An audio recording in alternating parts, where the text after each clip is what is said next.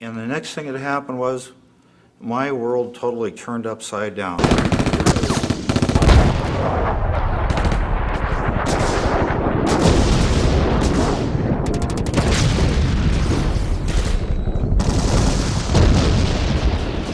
We had 100% casualties in 15 minutes.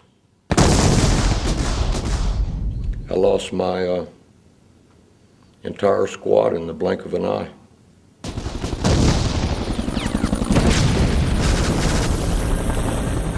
I knew that I had a sucking chest wound as soon as I began to cough up coagulated blood. I'd never seen that many trigger pullers slaughtered en masse at one time. That's how it started for us. In the spring of 1967, Marines were sent to drive the North Vietnamese Army from a series of strategically important hills. The hills overlooked an American base sitting astride main infiltration routes. The hills were named for their elevations: Hill 861, Hill 881 South, and Hill 881 North. The Marines were told the NVA were poorly trained, poorly led, poorly fed. They'd flee after a little softening up. Well, the first thing we did, we were sent up to 861 to pull off Bravo 19 and suffered enough casualties they couldn't move anymore because they had too many wounded and too many dead. They couldn't get off the hill. And that's where I began to go, wait a minute, we're fighting people that are poorly trained, poorly led, poorly fed, and this is what is happening. I got shot through the bullet went between my magazine pouch and a hand grenade through my web belt, ricocheted off my hip, and exited in my lower back, pulled some of my small intestines out my rear end. I couldn't walk. That's what was so bad about it. And I knew I was going to die because I couldn't walk. I had rolled over into a hole that was made by an artillery round just to see how many holes I had in me. I spent all day up there in a bomb crater, and every person in that crater with me was either dead, soon to be dead, or horribly wounded. And I met Captain Bennett as we started to move up the hill, the company commander of Mike 3-3. And he was down at the bottom of the hill, and I said, what's going on? And he said, I don't know. They're all dying up there. And I said, well, we're moving up. Well, I learned one thing about digging a hole that night. It's a lot easier and faster when you're scared shitless. Much easier.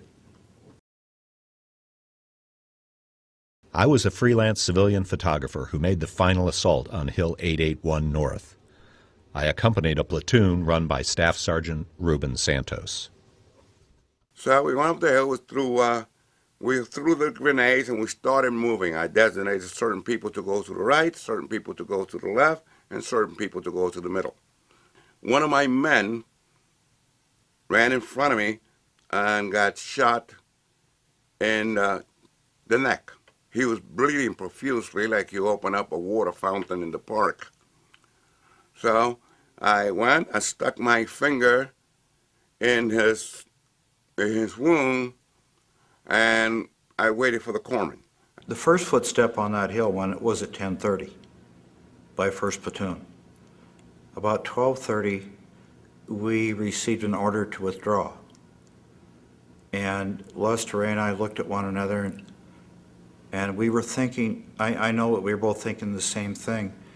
We can't get out of here. They started carrying us all down, and 3 of the young men from Kilo Company 339 died taking me down that hill. Every time one of them was hit, another one would pick me up. So 3 of those guys gave their lives for me, just to get me off that hill. Marine PFC Austin Dool assaulted the hills armed with a charcoal pencil and a sketch pad. He was a Marine combat artist. And of course, then I went out with 3-9, climbed that hill and then came across a field of death. It was incredible, absolutely incredible. I mean, it was like everything I've ever seen out of World War I. It was, the trees are just shattered into like Celtic crosses. I mean, they're just stark and no leaves and nothing, and corpses in their position. Plus the fact that, you know, bombing didn't help for all night and all that kind of stuff. They did their job to the excellence anybody could ever expect out of a Marine. And quite a few died, quite a few lost legs and arms, and the rest of us were left nuts. So, basically what happened. Just weeks before the battle, the Marines had been issued a new rifle, the M16. We loved them at first. You know, unless you were a pain fanatic, everybody loved them. You know, they were light. You could hump twice as many rounds. That's what I liked. Maybe I could kill twice as many people. We did not have enough ammunition to FAM fire them, familiarization fire. We found out about the problems the day we walked up 881. We found out what the real problems were. They were done on the cheap. They were blamed for the problem of the rifle back at the press center. And General Walt said, the problem in the field was improper maintenance. First thing you do when you sit down is you pick at this rifle. It's your life. I never met a grunt would even, you know, think about it. The hill battles, to me, accomplished absolutely nothing.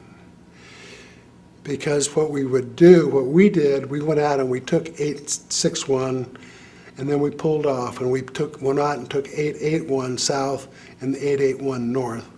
And then we pulled back and we went back to Quezon, and the NVA came back up and rebuilt their bunkers, and the Marines had to go back out and refight and reclaim those hills again. And when I asked to be relieved of command about 4 months later, I finally told my battalion commander, I can't take my kids out to the top of another hill just to kill and be killed. Because that's all it was. We would get up, load up, go out, we'd meet the NVA, we'd kill each other, then we'd pack up, and we'd go back to get a hot shower or a hot chow, and then boom, we'd go out and meet them on another hill on another day, doing the same damn thing over and over and over.